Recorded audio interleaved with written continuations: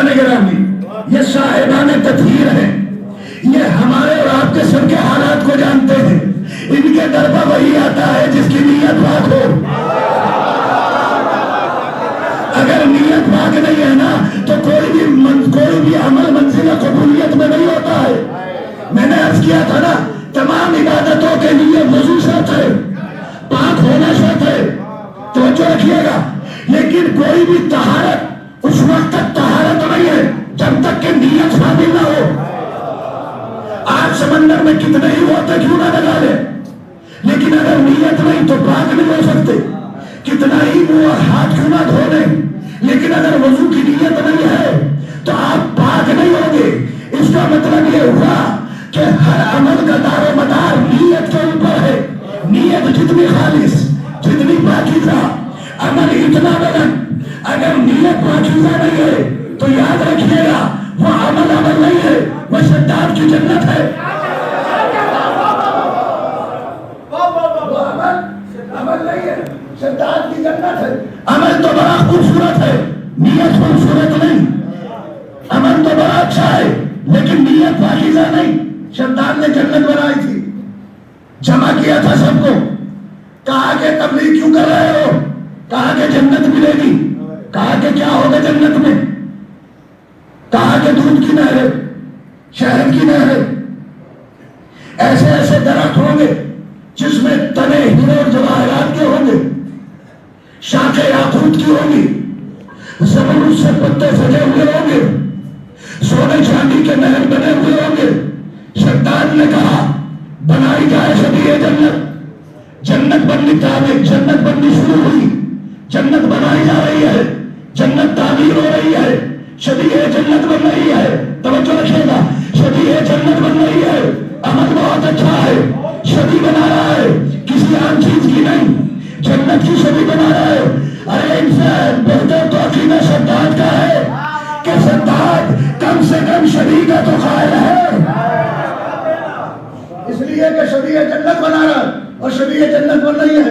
جنت بن گئی، بالکل ایسی ہی جنت بنائی جیسے علماء نے بتایا تھا. ایسے ہی درخت، ایسے ہی نہریں، ایسے ہی بالکل دودھ کی اور شہد کی نہریں، ایسے ہی محل، ایسے ہی درخت. لیکن اب شداد کو اشتیاق ہوا کہ میں زیارت جنت کروں. شداد چلا، در جنت پہ آیا جو اس نے بنائی تھی، شبیہ جنت بنائی تھی نا. لیکن جیسے ہی در جنت پہ پہنچا تو وہی آ گیا جسے کسی کی اجازت کی ضرورت نہیں ہے. بیچارے شداد پڑے ہوئے ہیں جنت کے دروازے پہ، ایک قدم بھی جنت میں نہیں رکھ سکے. بھائی شبیہ جنت بنائی تھی نا تو اللہ کو یہ گوارا نہیں ہوا کہ جس کی نیت پاکیزہ نہیں ہے وہ شبیہ جنت میں بھی داخل ہو جائے. اے پروردگار، اس نے بڑی محنت سے جنت بنائی تھی، جنت کی سوچ سے بنائی تھی، عمل سے جنت بنائی تھی نا.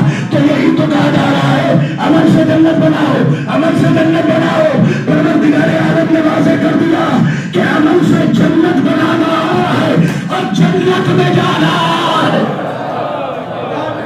عمل سے جنت بن تو جائے گی لیکن جنت میں جا نہیں پائیں گے.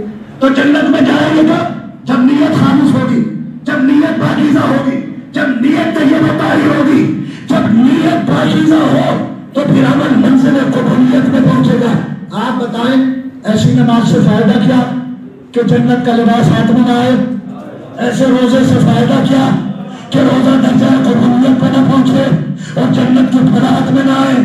ایسا حج کرنے سے فائدہ کیا کہ انسان حج بیت اللہ تو بجا لائے لیکن اس نیت سے بجا لائے کہ لوگ مجھے حاجی کہیں، نیت خالص نہ ہو. تو ایسی حج کا فائدہ کیا کہ مکان جنت ہاتھ میں نہ آئے؟ ایسے خمس و زکات کی ادائیگی کا فائدہ کیا کہ وہ جواہرات کے درخت ہاتھ میں نہ آ پائے؟ عمل وہی ہے جو منزل قبولیت میں پہنچ جائے، جو عمل قبول ہو جائے. عمل اس وقت تک قبول نہیں ہوگا جب تک کہ نیت پاک نہ ہو، جب تک کہ نیت خالص نہ ہو، جب تک کہ نیت طاہر نہ ہو. شداد نے اپنے عمل سے جنت بنا تو لی لیکن جنت میں جا نہیں پایا. کیوں نہیں جا پایا؟ اس لیے کہ نیت صحیح نہیں تھی، نیت خالص نہیں تھی. اس لیے کہ اس نے جو جنت بنائی تھی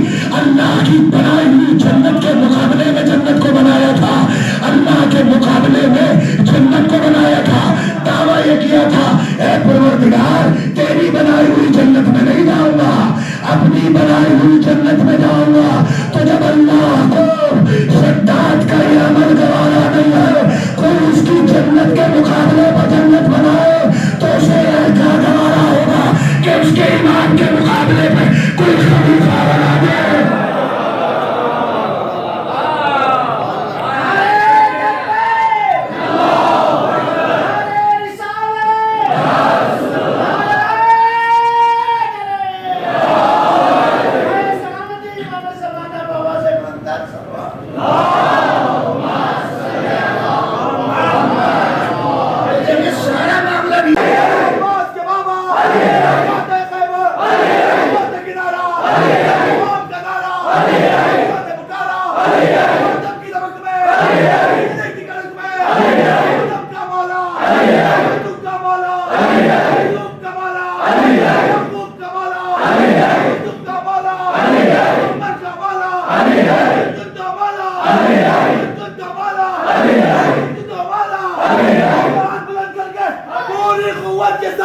وقت امام کو سلامی دیتا ہے.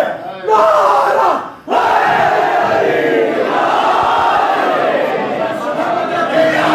حسین کہنے والوں کو مولا سلامت رکھے.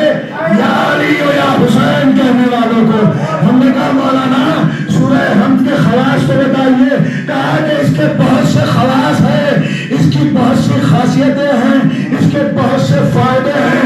میں نے کہا کہ ہم نے سنا ہے روایتوں میں آیا ہے ان کے فائدوں میں سے ایک فائدہ یہ بھی ہے کہ اگر یہ سورہ بسط خلوص 72 مرتبہ مردے پہ پڑھ دیا جائے تو مردہ زندہ ہو جائے. ہم نے کہا سبحان اللہ مولانا مجھ جیسا گناہگار اگر سورہ حمد کو بسط خلوص مردے پہ پڑھ دے تو مردہ زندہ ہو جائے تو بولتا ہوا قرآن علیہ.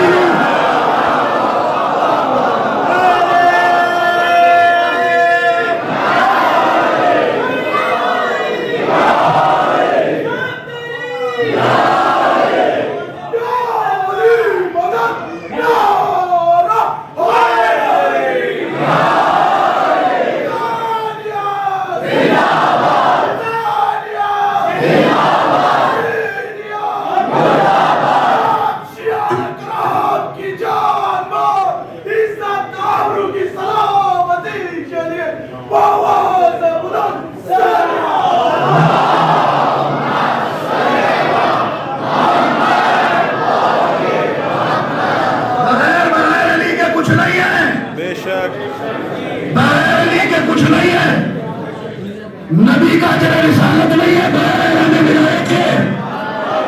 جتنی محنت کی کتنی زحمت کی میرے رسول اگر علی کی ولایت کو نہیں پہنچایا تو سب بیکار.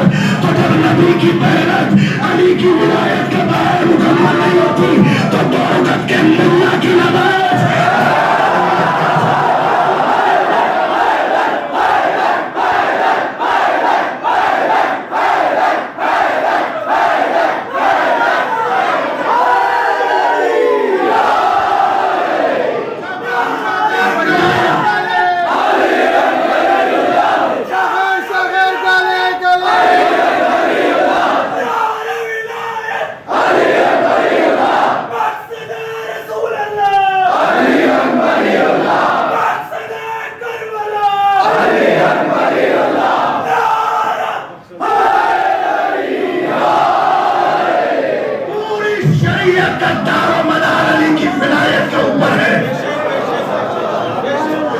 اس عمل کو قبول ہی نہیں کرتا جس میں شرکت علی نہ ہو. رات نماز سنی تھی نا مسجد سن لو. رات نماز سنائی تھی اب مسجد سنا رہا ہوں. اسلام کی پہلی مسجد ہے مسجد قباء جو رسول اللہ نے بنائی. ان ناکہ اپنی جگہ سے بدلا ہوا ناکہ بیٹھا رہا. رسول اللہ نے پھر فرمایا کہ ناکہ جہاں جا کے بیٹھ جائے مسجد وہی بنے گی. دوسرے آگے بڑھے. ارے کچھ مجبوریاں بھی سمجھا کیجیے.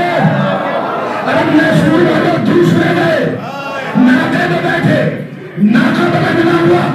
تیسرے تو دور سے دور تک مسلمان تھے ہی نہیں.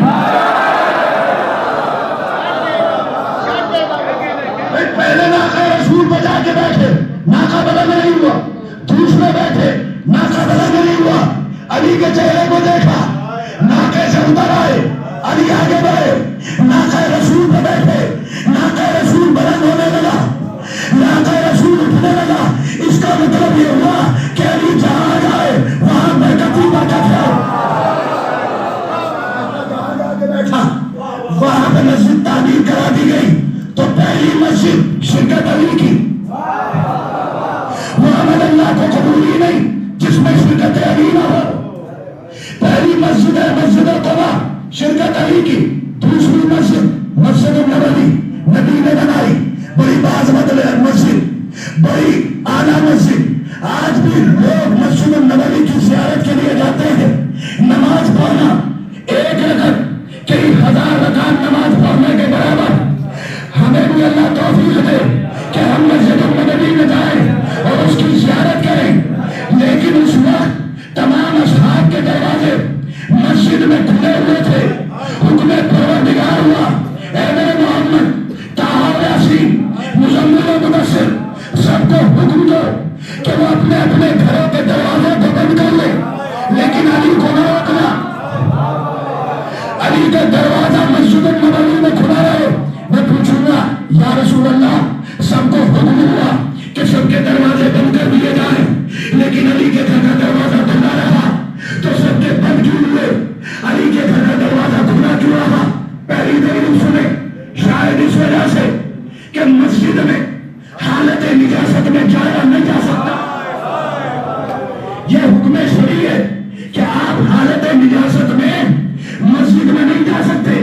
बस सहाबी में और अली में यही फर्क है। अली है आयत तकबीर के मिस्ताक, ये तारीर भी है, ये मुताहिर भी है।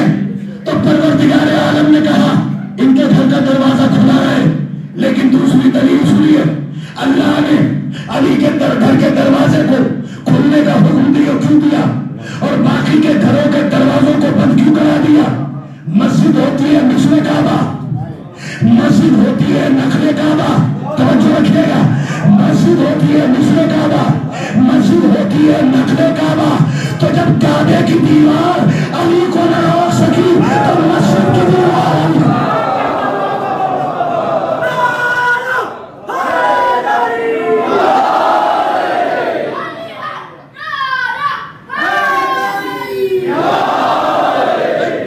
मस्जिद कुबा शिरकत अली की, दूसरी मस्जिद मस्जिद नबवी शिरकत अली की, तीसरी मस्जिद मुनाफिकों ने बनाई।